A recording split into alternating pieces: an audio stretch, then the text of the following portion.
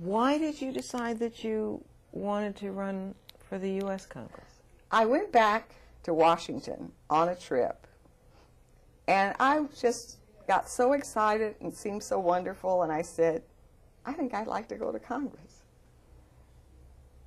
So when there was reapportionment, I worked very hard to get a district that I would be able to win.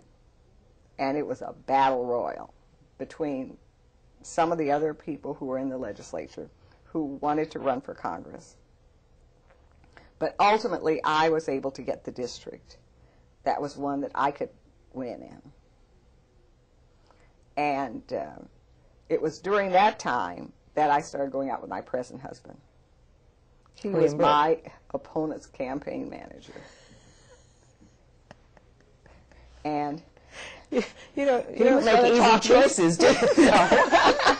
He was going to talk me out of running, and so they said, okay, you've got to talk her out of it. And so he was coming up to, he would come up to Sacramento anyhow, and so he invited me out to lunch, and we talk about it, and then he invited me out to dinner, and we keep talking about it. And finally I convinced him that I was the one should run.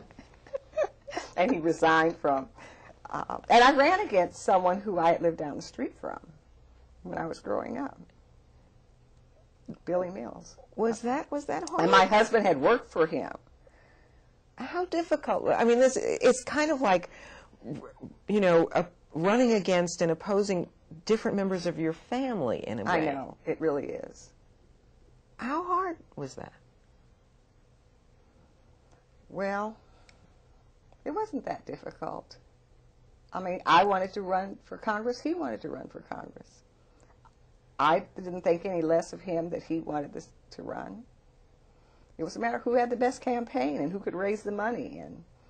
But it wasn't the kinds of really hostile, vitriolic campaigns that people are familiar with nowadays. Not at all, no. It was not vitriolic. He wasn't happy that I took his campaign manager, but my people weren't happy either, because they'd say, Bill Burke is just trying to steal our campaign secrets. That's why he's taking you out. Well, that's flattering. But at any rate, so I won the primary, and on the night of the primary, I told everyone I was going to get married, and 2 weeks later, we sent out telegrams to invite people to the wedding, and we got married at the Bel Air Hotel. Now, talk about a quandary. You're getting married and you're about to live on separate coasts. Right. How worried were you about that? I really didn't think about it, honestly. I don't know. But we both, I mean, he knew I was running for Congress. He was supportive of me. He worked very hard. And it was very difficult for him because I was running against the people he was close to, the people he had worked with. And but we decided we would work it out and we would do it.